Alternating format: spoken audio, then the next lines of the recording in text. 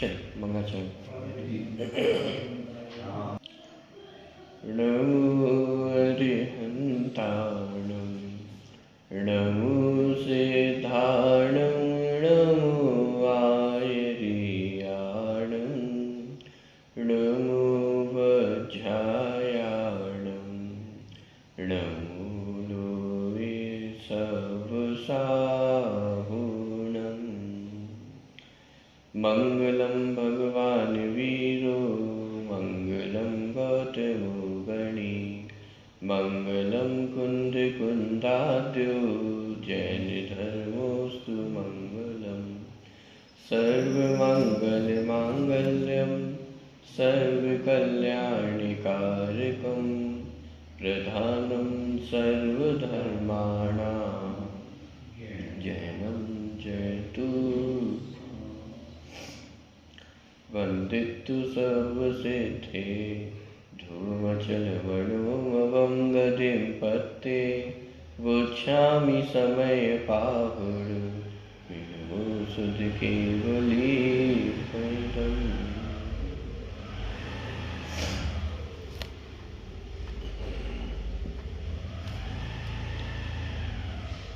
सोलहवीं गाथा की चर्चा कल अपन ने प्रारंभ की थी।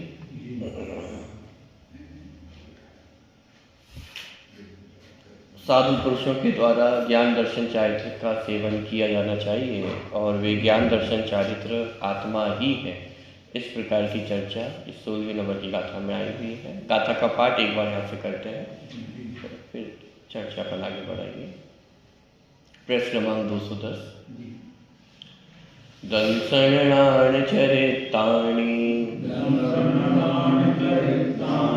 सेवितवाणी साहुनानेच्यं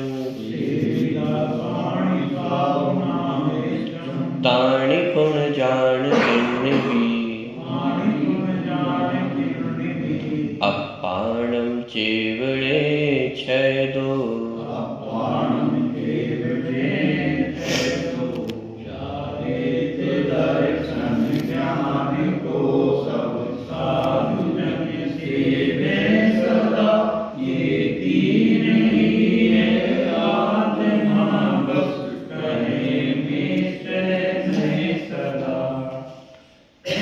चारित्र दर्शन ज्ञान को सब साधु जन सेवे सदा।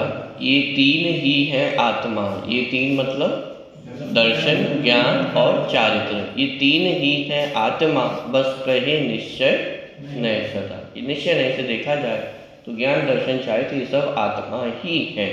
तो ऊपर की पंक्ति में माने ये एक प्रकार से प्रेरणा दी है कि साधु पुरुषों के द्वारा ज्ञान दर्शन चारित्र का सेवन करना चाहिए। और प्रश्न खड़ा हुआ कि ज्ञान दर्शन चारित्र कहाँ पाए जाते हैं अथवा क्या है, तो पुनः उत्तर आया कि वे तीन माने ज्ञान दर्शन चारित्र वे आत्मा ही है। तो कुल मिलाकर के आत्मा को ही सेवन करने की चर्चा यहाँ पे की जाती है। कल थोड़ी सी चर्चा अपन ने साधु शब्द के ऊपर की थी कि प्रायः इस गाथा को आधार लेकर के ये चर्चा की जाती है कि समय सार ग्रंथ मुख्य रूप से साधुओं के लिए, मुनिराजों के लिए ही लिखा गया है, उनको ही पढ़ना चाहिए और जो सामान्य श्रावक हैं उनको ये ग्रंथ नहीं पढ़ना चाहिए अथवा उनके पढ़ने के लिए ये ग्रंथ नहीं है। तो उसका अपन ने थोड़ा समाधान देखा था कि वास्तव में ये इस प्रकार का कुछ भी नहीं है कि ये मात्र किसी पर्टिकुलर वर्ग के लिए हो। यह ग्रंथ सभी के लिए है। आचार्य कुंद ने, अमृतचंद आचार्य ने जो टीका की, ये सभी जीवों के लिए की है। माने मात्र किसी एक वर्ग के लिए किया लिखा हो ऐसा नहीं है।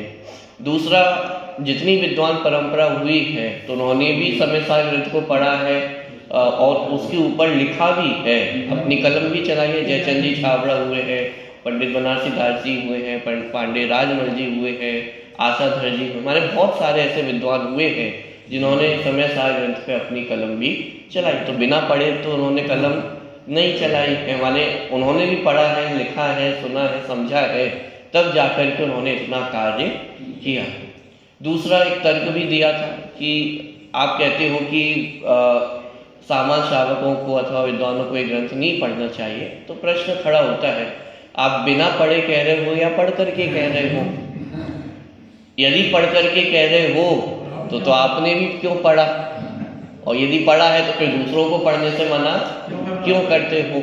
और यदि बिना पढ़े ही कह रहे हो तो बिना पढ़े आप कैसे कह सकते हो कि कोई वस्तु को पढ़ना या नहीं पढ़ना?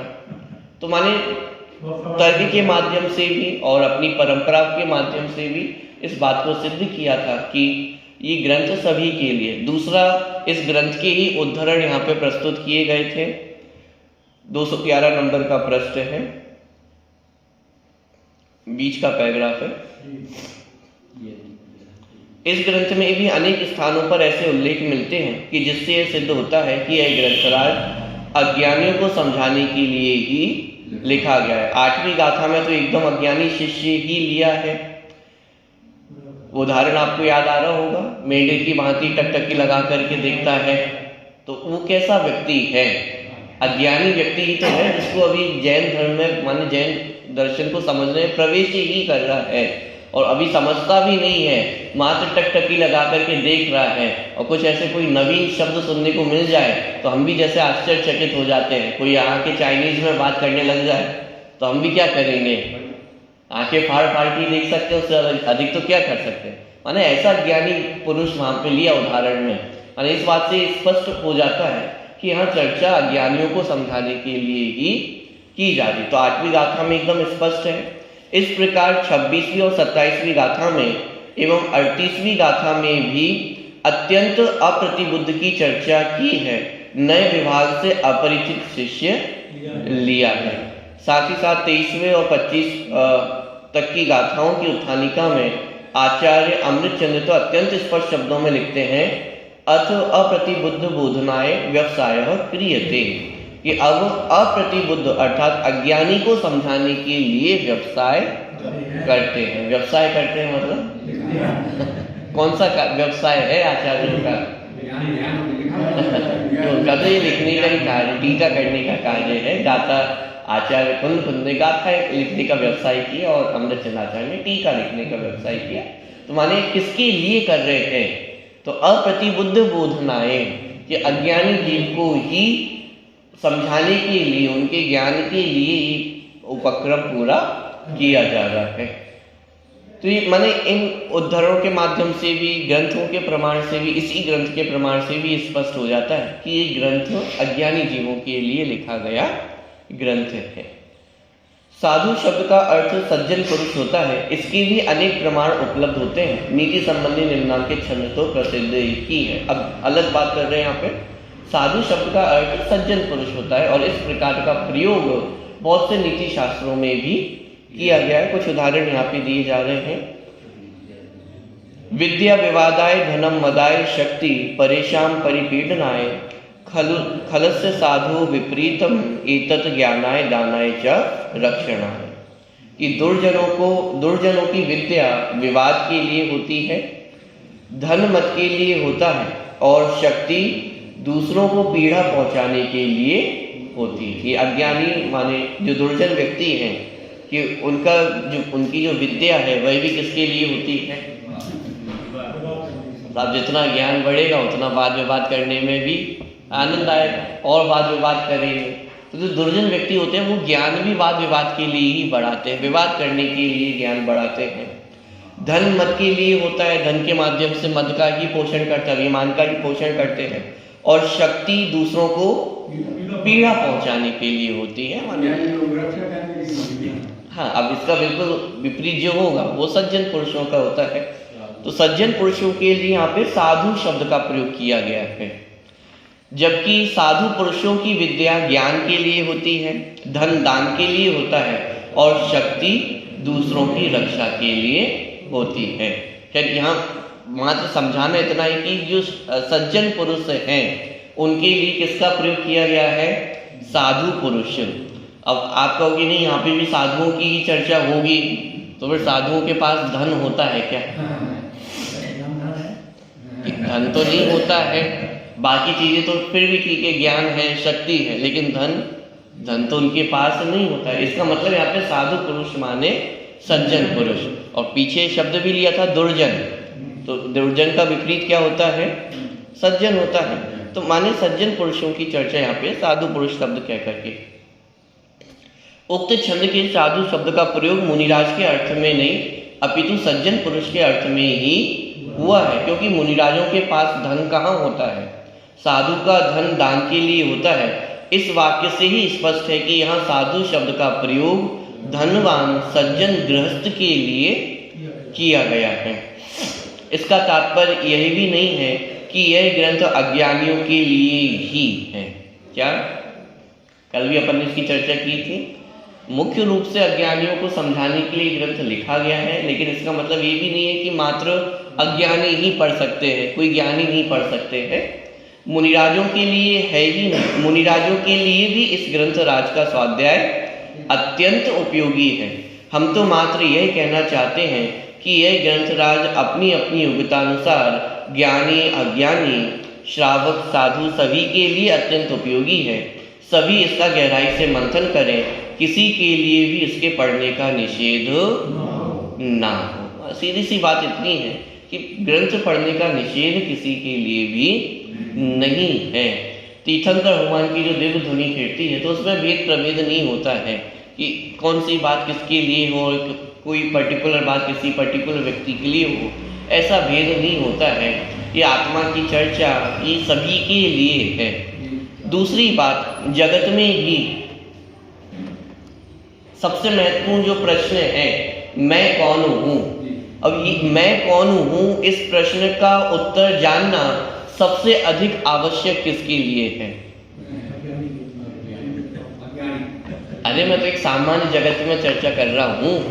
मैं कौन हूँ, इस प्रश्न का उत्तर जानना सबसे अधिक किसके लिए है? मैं आपसे पूछूं आप कौन हैं, तो इसका उत्तर किसको पता होना चाहिए? सभी को पता होना चाहिए। अरे मैं ये प्रश्न पूछ रहा हूँ कि आप कौन हैं, तो इस प्रश्न का उत्तर किसको पता होना चाहिए, या इस प्रश्न का उत्तर सबसे अधिक किसको महत्वपूर्ण है?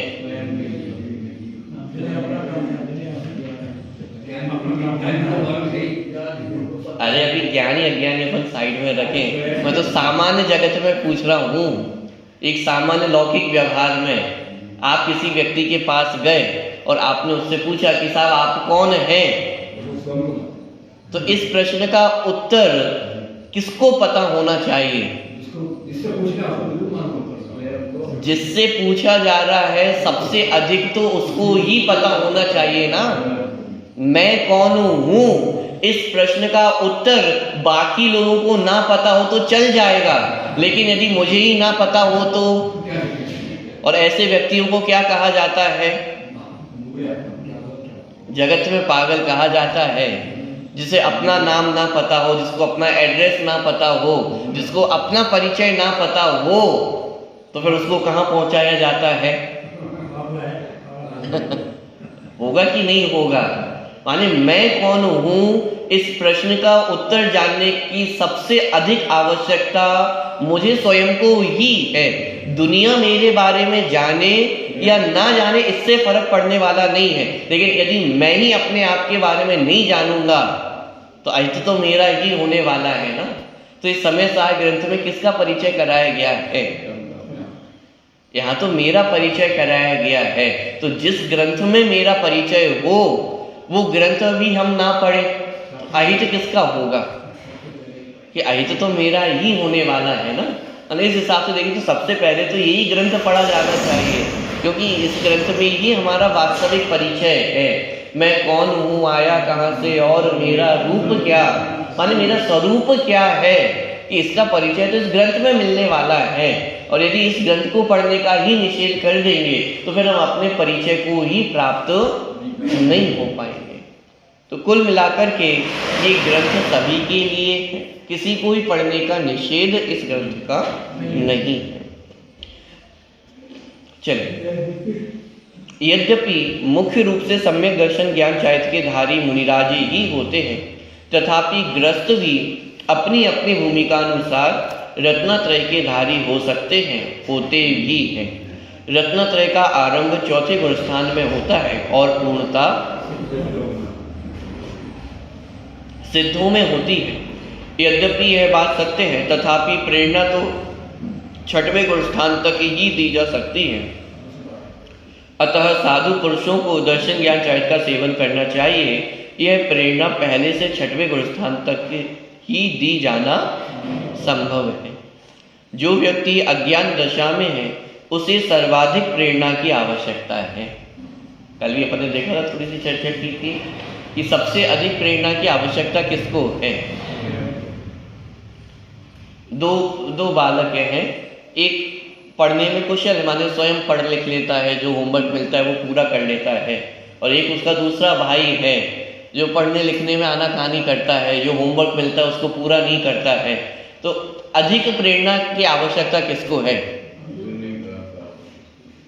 अरे जो बालक स्वयं पढ़ लिख लेता है, स्वयं होमवर्क पूरा कर लेता है, आज्ञा का पालन करता है, उसको प्रेरणा देने की आवश्यकता अधिक है, या जो पढ़ता लिखता नहीं है, होमवर्क नहीं करता है, उसको प्रेरणा देने की आवश्यकता अधिक है?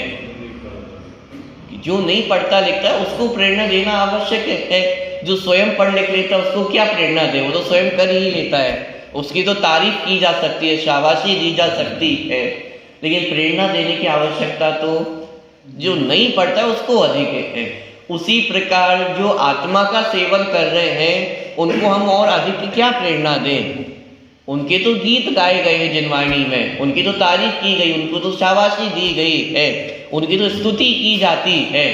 प्रेरणा किसको दें आत्मानुभव करने की?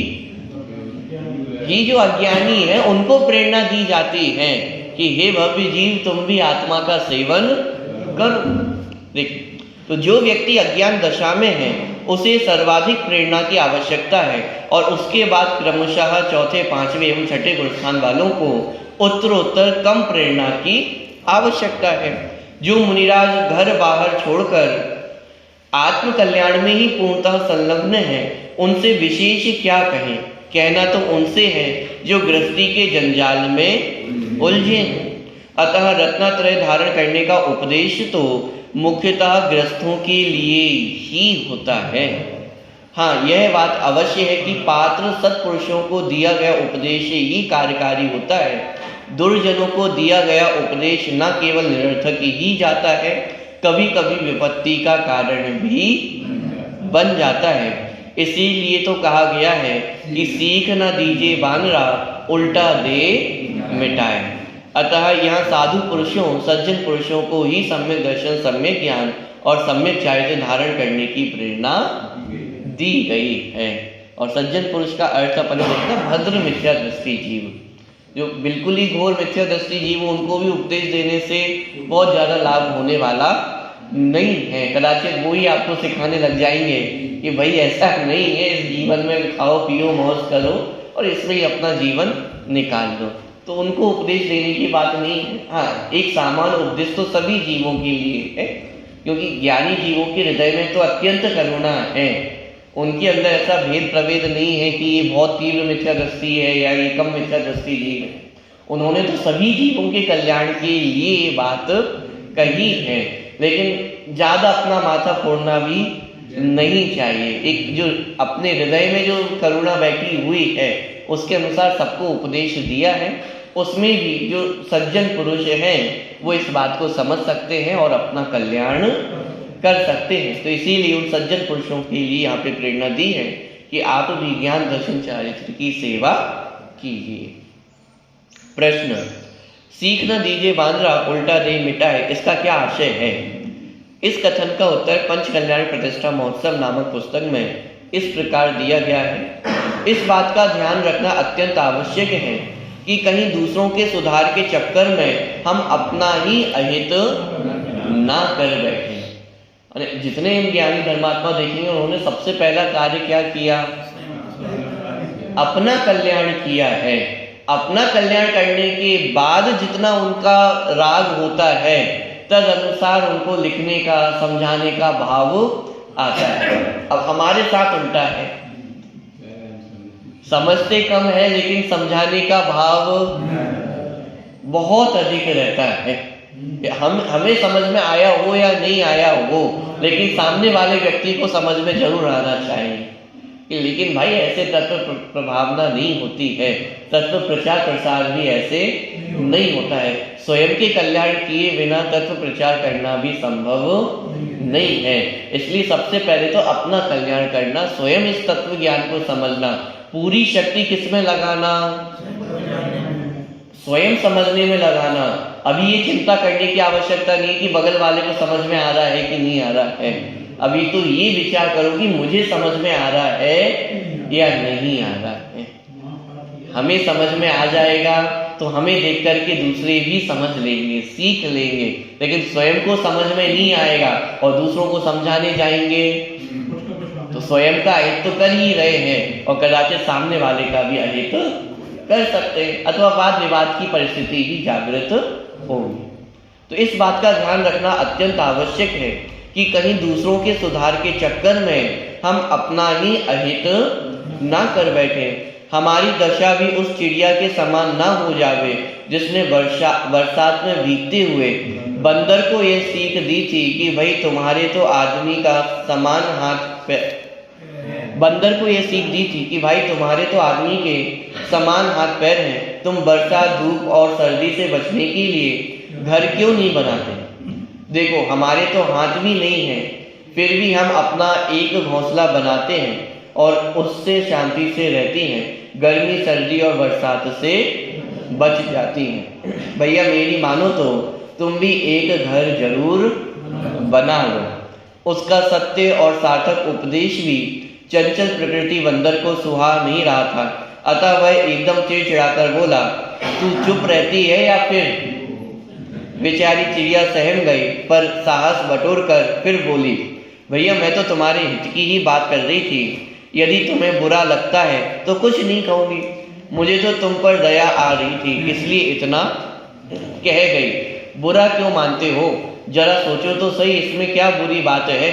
तुम सर्व प्रकार समर्थ हो, बना लो ना अपना घर। चिड़िया अपनी बात पूरी ना कर पाई थी कि बंदर ने गुस्से में आकर उसका घोंसला छिन्न भिन्न कर दिया, तोड़कर फेंक दिया और बोला, बड़ी आई दया दिखाने वाली, अब दिखा दया, अब तो तू भी हमारे समान ही बेघर हो गई। बोल अब क्या कहना है तुझे, और भी कोई उपदेश शेष हो तो वह भी दे दे। मैंने लिखा कि कोई सज्जन पुरुष हो, धर्म कर बता देना, तो फल तो अपने परिणाम बनी पूरी कहानी पढ़कर के समझ में आता है कि बहुत ज़्यादा दूसरों को उपदेश देने के पीछे नहीं पढ़ना चाहिए। दूसरा सामने वाले में भी कितनी पात्रता है उसके अनुसार उपदेश देना, और उपदेश भी तब देना कि जब स्वयं को समझ में आ गया हो, स्वयं का कल्याण हो गया हो, अपना काम तो नहीं हुआ हो, और फिर दूसरों को समझाने जाए तो इसी प्रकार का अहित अपने साथ भी होता है। इसीलिए यहाँ पे कहा जा रहा है कि साधु पुरुषों को, सज्जन पुरुषों को उपदेश देना, और वो भी अपना कल्याण करने के बाद उपदेश देना, नहीं तो अपना कल्याण तो हो नहीं, और जितना बहुत कुछ समझ में आया है तो वो भी और उस पर मिट्टी डल जाती है। देख बेचारी चिड़िया चुप रह गई, करती भी क्या। यदि हम दूसरों को सुधारने के विकल्प में अधिक उलझे तो हमारी दशा भी चिड़िया के समान ही हो सकती है। अब होता क्या इस परिस्थिति में, एक तो वो चिड़िया बेचारी बन गई, अब वो चिड़िया यही कहेगी कि हमने क्या बुरा किया, समझाई तो रहे थे, कोई अच्छी सीख ही तो दे रहे थे, और नहीं मानो तो तुम्हारा ही बुरा होगा। अरे भाई बंदर का बुरा हो या ना हो तो उसके ऊपर है, लेकिन इस चक्कर में उस चिड़िया का बुरा तो हो ही गया ना। इसलिए दुर्जन के चक्कर में पड़ोगे तो उसका हित है तो उसकी योग्यता पे है। जिस क्षण उसे सुधरना होगा तो वो उसी क्षण सुधरेगा, आपके समझाने से भी समझने वाला नहीं। तो क्या करें कि पहले तो विचार करो कि वह सज्जन है कि दुर्जन है, और सज्जन भी है तो जितना अपना राग है कि उस राग को कंट्रोल करो, और पहले ये विचार करो कि अपना कल्याण हुआ या नहीं हुआ। ये जो बातें हैं ये मुझे समझ में आई है या नहीं आई है, ये बातें मुझे स्वीकृत है या नहीं है। स्वयं को स्वीकृत ना हो और फिर सामने वाले को स्वीकार करवाने जाए तो उतना प्रभाव भी नहीं पड़ेगा। वो भी जाता है ना, राजीव गांधी सिंह मरे, इंदिरा गांधी भी सिंह मरे, दूसरों को समझाए। देखिए, तो बेचारी चिड़िया चुप रह गई, करती भी क्या। यदि हम दूसरों को सुधारने के विकल्प में अधिक उलझे तो हमारी दशा भी चिड़िया के समान ही हो सकती है। अतः समझदारी इसी में है कि हम अपने कल्याण की ही सोचें। जो लोग सत्य समझना चाहते हों, विनयवंत हों, सरल हृदय हों, उनके अनुरोध पर जो कुछ सत्य जानते हों अवश्य बताना, समझाना। पर जो लोग सुनना ही ना चाहें, समझना ही ना चाहें, उन्हें समझाने के विकल्प में समय व शक्ति व्यर्थ गंवाना ठीक नहीं है। 16वीं गाथा की व्याख्या आत्मख्याति में इस प्रकार की गई। तो ये जो पूरा प्रकरण अभी अपन ने देखा वो साधु शब्द को लेकर के अपन ने इतनी चर्चा की कि साधु शब्द का अर्थ यहाँ पे सज्जन पुरुष लेना। तो यहाँ जो उपदेश दिया गया है वह सज्जन पुरुषों को दिया गया है। यह साधु शब्द का अर्थ मात्र जो साधु परमेश्वरीय जो मुनिराज है वह यहाँ पे साधु शब्द का अर्थ नहीं है। तो ये ग्रंथ सभी के लिए है। प्रेरणा आत्मा की, आत्म सेवन की प्रेरणा ये सभी जीवों को दी जा रही है, मात्र किसी एक वर्ग के लिए नहीं है। दूसरी बात, उपदेश भी सज्जन पुरुषों को दिया गया है। इससे बात समझ में आती है कि दुर्जनों के साथ बहुत अधिक अपना प्रयास नहीं करना चाहिए। जितना राग है उतना समझाने का एक विकल्प होता है, वो बात होती है, लेकिन फिर भी अपना हित छोड़ करके दूसरों का हित करने नहीं लग जाना। पहले अपना हित करना, अपना हित हो तो फिर सामने वाले का हित भी हो सकता है। और ये बात भी इसलिए कही जा रही है कि सामने वाले का हित भी तब होगा जब अपना हित हो। वास्तव में तत्व प्रचार किसके माध्यम से होता है? जिसको दूसरों को समझाने का रंच मात्र भी विकल्प नहीं है। तीर्थंकर भगवान, जिनको रंच मात्र भी विकल्प शेष नहीं है अब कि किसी को मैं कुछ समझा दूं और उनके माध्यम से दिव्य ध्वनि कीर्ति और पूरे जगत का कल्याण होता है, और हम मात्र विकल्प ही करते रह जाते हैं कि सबका कल्याण हो, सबका कल्याण हो। कि हमारे विकल्प करने से कुछ होने वाला नहीं है। यदि वास्तव में दूसरों का कल्याण भी करना चाहते हो तो पहले अपना कल्याण करो। अपना वास्तविक कल्याण होगा तो मात्र देखने मात्र से ही देव दर्शन को सम्यक दर्शन में निमित्त कहा। और साक्षात तीर्थंकर भगवान भी ना हो तो जिन प्रतिमाओं के दर्शन में को भी सम्यक दर्शन में निमित्त कहा गया है, तो वो तो साक्षात विराजमान भी नहीं, उनकी प्रतिमा विराजमान है और उनकी प्रतिमा भी सम्यक दर्शन में निमित्त बन जाती है। तो जिन्होंने अपना कल्याण किया हो तो उनको तो देखने मात्र से समचरण में जाते हैं, मान स्तंभ को देखते ही भर तो हैं। अभी अंदर जाकर के उपदेश भी नहीं सुना है, मान स्तंभ देखा, मान गल गया और सम्यक दर्शन की प्राप्ति हो गई है। तो वास्तविक तत्व प्रभावना ये जैन धर्म का प्रचार प्रसार है वो तो तीर्थंकर भगवान के माध्यम से हो रहा है। और उनको समझाने का कितना विकल्प है? रंच मात्र विकल्प नहीं है। उनके अलावा जितने मुनिराज हैं उनके माध्यम से जिन धर्म की प्रभावना होती है उनको भी कितना विकल्प है समझाने का। आप स्वरूप जाकर के पढ़िए, 24 घंटे उनको विकल्प नहीं रहता है, उपदेश देने के लिए बाध्य भी नहीं है।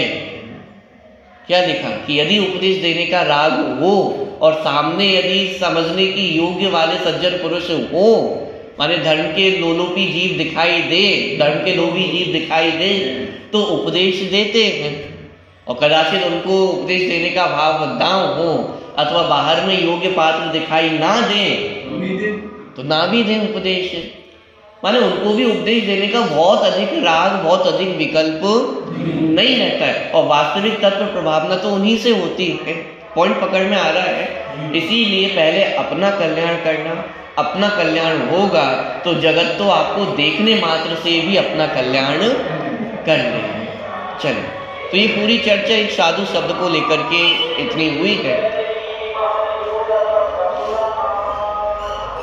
अब इस गाथा की जो व्याख्या अथवा टीका जो आत्मख्याति टीका में की गई है उसकी चर्चा अपन देखते हैं। यह आत्मा जिस भाव से साध्य तथा साधन हो उस भाव से ही नित्य सेवन करने योग्य है, उपासना करने योग्य है। क्या कह रहे हैं? यह आत्मा जिस भाव से साध्य तथा साधन हो, पिछले कलश में चर्चा करके आए कि चाहे साध्य भाव से अथवा साधन भाव से किसकी उपासना करना है, एक आत्मा की ही उपासना करना है। तो वही चर्चा यहाँ पे भी ली जा रही है कि जिस भी तरह से आत्मा साध्य रूप से अथवा साधन रूप से हो, उपासना किसकी करनी है, एक आत्मा की ही उपासना करनी है। तो यह आत्मा जिस भाव से साध्य अथवा साधन, साध्य भाव से जानने में आए अथवा साधन भाव से जानने में आए, उस भाव से ही नित्य सेवन करने योग्य है, उपासना करने योग्य है।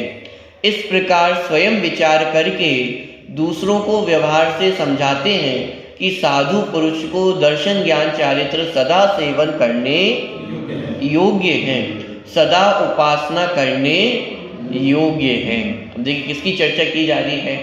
पहले ये कहा कि स्वयं उपासना करने योग्य, चाहे साध्य भाव से अथवा साधन भाव से। अब जिसने आप उपासना की हो तो वे बाहर में दूसरों को भी समझाने की भावना आती है कि हे साधु पुरुषों, तुम भी ज्ञान दर्शन चारित्र की सेवा करो।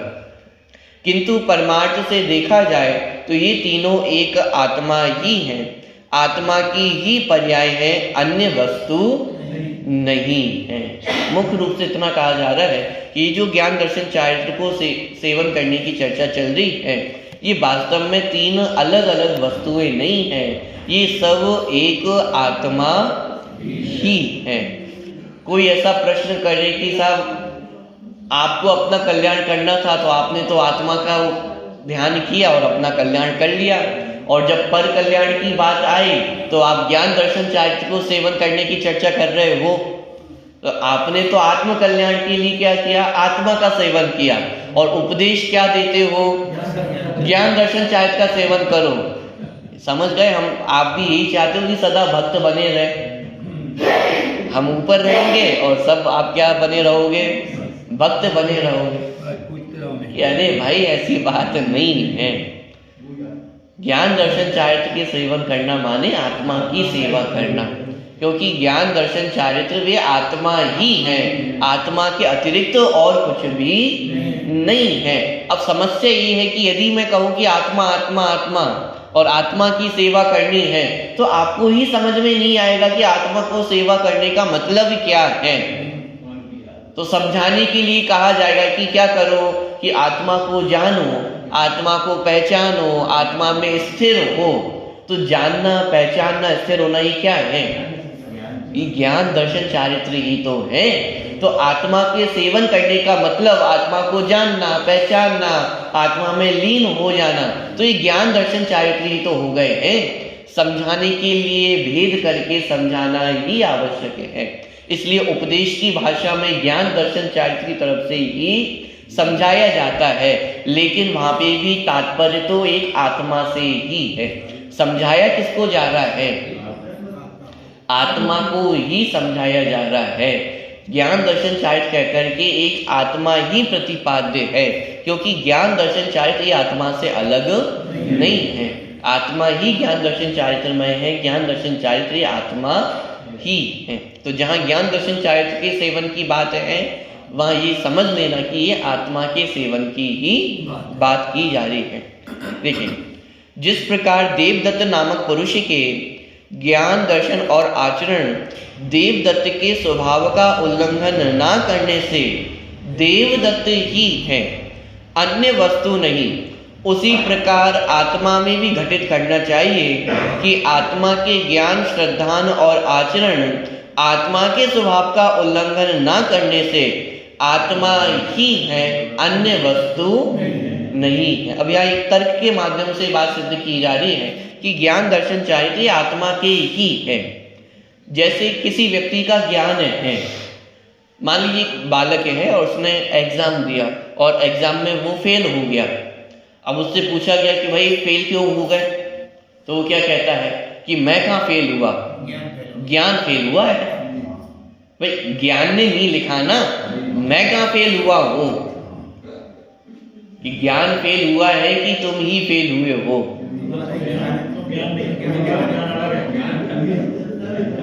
कि भाई ज्ञान और तुम अलग अलग नहीं हो, ज्ञान ही वह बालक है, बालक ही वह ज्ञान है। तो ऐसा नहीं कहा जा सकता कि ज्ञान फेल हुआ है, एग्जाम में फेल होने पर ज्ञान फेल नहीं होता है, पूरा बालक ही फेल होता है।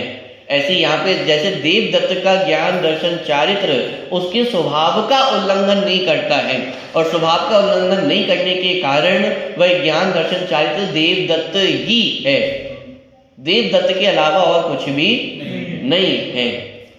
ये ज्ञान की बात हुई, चारित्र की बात करें, देवदत्त, एक देवदत्त नाम का व्यक्ति है, उदाहरण में लिया।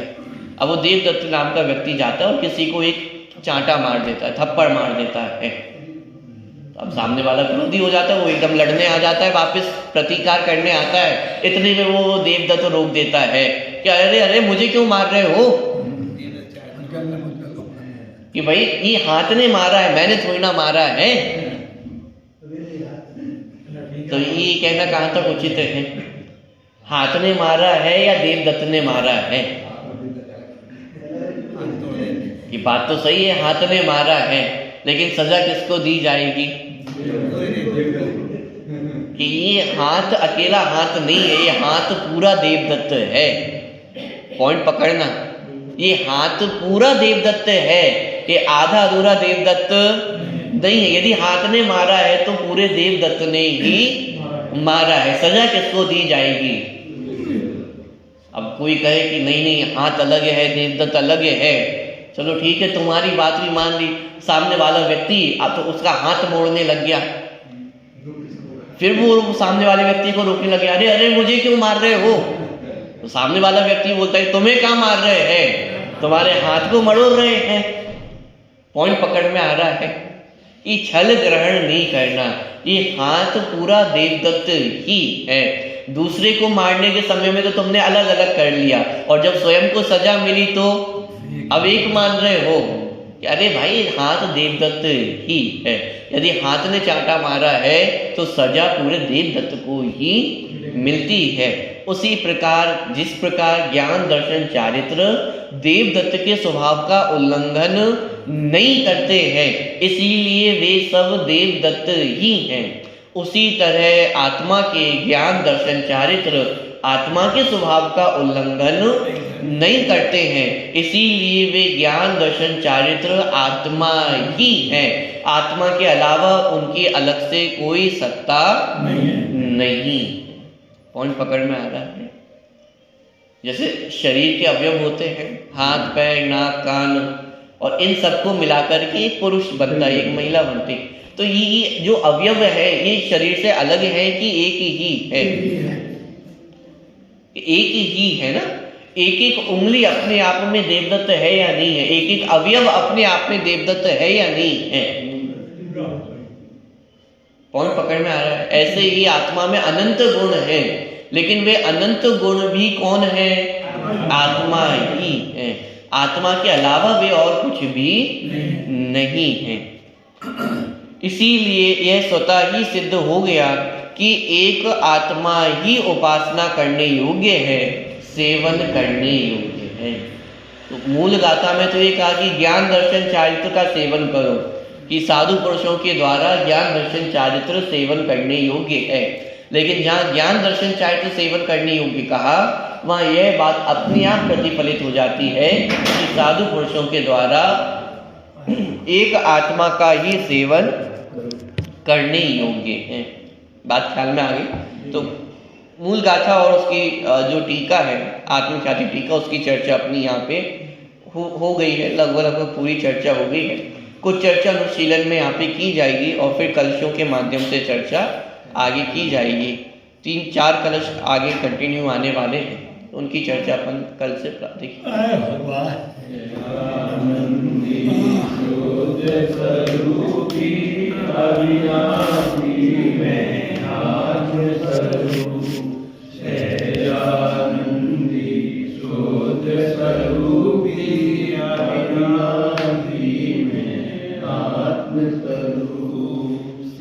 सहजानंदी शोध स्वरूपी